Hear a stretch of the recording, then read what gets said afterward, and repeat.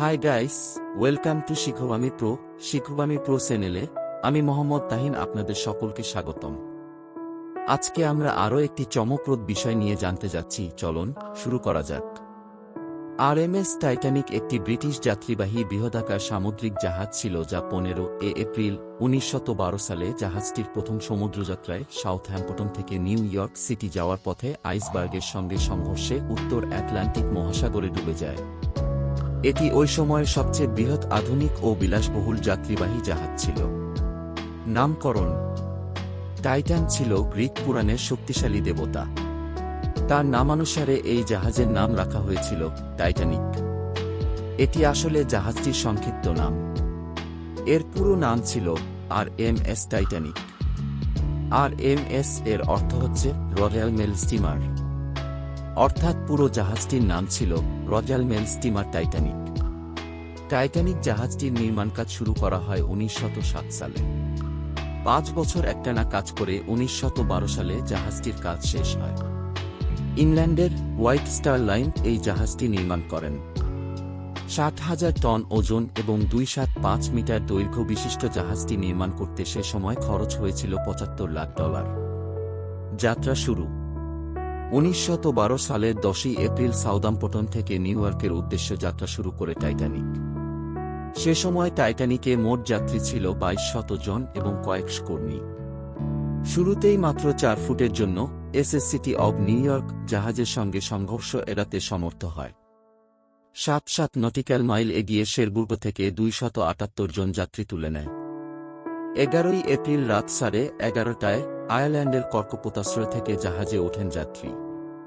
Britain থেকে Atlantic মহাসাগর পাড়ি দিয়ে আমেরিকায় যাওয়া খুবই বিপজ্জনক ছিল। ছোটখাটো জাহাজের পক্ষে বলা চলে জীবন বাজি রেখে যাত্রা করা, কেননা হঠাৎ সামুদ্রিক ঝড়, জলোচ্ছ্বাসে পড়ার আশঙ্কা সবসময়ই ছিল। তারপরও এত সংখ্যক যাত্রী সমুদ্রের রোমাঞ্চকর এই ভ্রমণ উপভোগ করার জন্য টাইটানিকের যাত্রী হয়েছিল। টাইটানিকের প্রথম শ্রেণীর ভাড়া ছিল $3100 আর তৃতীয় শ্রেণীর ভাড়া ছিল $3200। দুর্ঘটনার দিন দুপুরের বেলা 14 এপ্রিল দুপুর 2টার দিকে আমেরিকা নামের একটি জাহাজ থেকে রেডিওর মাধ্যমে টাইটানিক জাহাজকে জানায় তাদের যাত্রাপথে সামনে বড় একটি আইসবার্গ রয়েছে।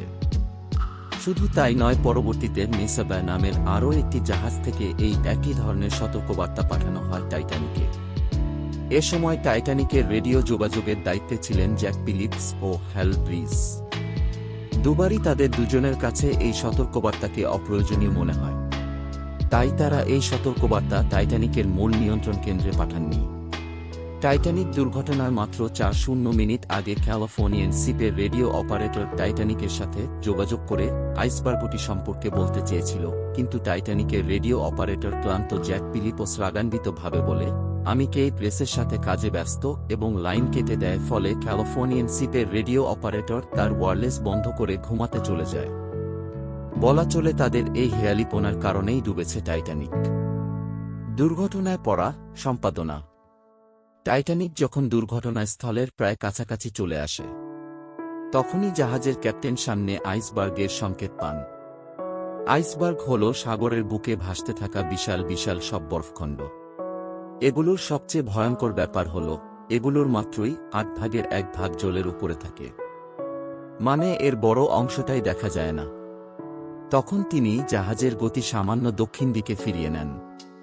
সে সময় টাইটানিকের পথ পর্যবেক্ষণকারীরা সরাসরি টাইটানিকের সামনে সেই আইসবার্গটি দেখতে পায়, কিন্তু তখন অনেক দেরি হয়ে গেছে। টাইটানিকের ফার্স্ট অফিসার মুডক আকস্মিকভাবে বামে মোড় নেওয়ার অর্ডার দেন এবং জাহাজটিকে সম্পূর্ণ উল্টা দিকে চালনা করতে বা বন্ধ করে দিতে বলেন। টাইটানিককে আর বাঁচানো সম্ভব হয়নি। এর ডান দিক আইসবার্গের সাথে প্রচণ্ড ঘষা খেয়ে চলতে থাকে। ফলে টাইটানিকের প্রায় 90 মিটার অংশ জুড়ে চির দেখা দেয়। টাইটানিক জাহাজটি যেই স্থানে ডুবেছিল সেই স্থানের নাম হল great banks of Newfoundland. Titanic সর্বোচ্চ 4টি জলপূর্ণ কম্পার্টমেন্ট নিয়ে ভেসে থাকতে পারত, কিন্তু জলপূর্ণ হয়ে গিয়েছিল 6টি কম্পার্টমেন্ট। এছাড়া জল প্রতিরোধের জন্য 12টি গেট ছিল। ভাগ্যের নির্মম পরিহাসে এমন জায়গায় জাহাজটির ধাক্কা লাগে যে সবগুলো গেটের জল প্রতিরোধ বিকল হয়ে যায়। জলের ভারে আস্তে আস্তে জলে তলিয়ে যেতে থাকে টাইটানিক। ধ্বংসাবশেষ খুঁজে পাওয়া।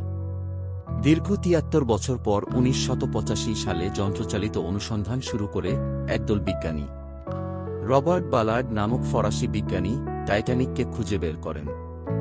১৯৮৫ সালে এর অবস্থান সম্পর্কে ধারণা পাওয়া যায়। আনসিন কেবল টাইটানিক এখন সমুদ্রপৃষ্ঠ থেকে ১২,৬০০ ফুট নিচে আটলান্টিকের তলদেশে স্থির হয়ে আছে। দ্বিখণ্ডিত জাহাজটির দুটো টুকরো ১৯৭০ ফুট দূরে অবস্থান করছে। তো বন্ধুরা, এই ছিল আজকের ভিডিও। এতক্ষণ সাথে থাকার জন্য ধন্যবাদ।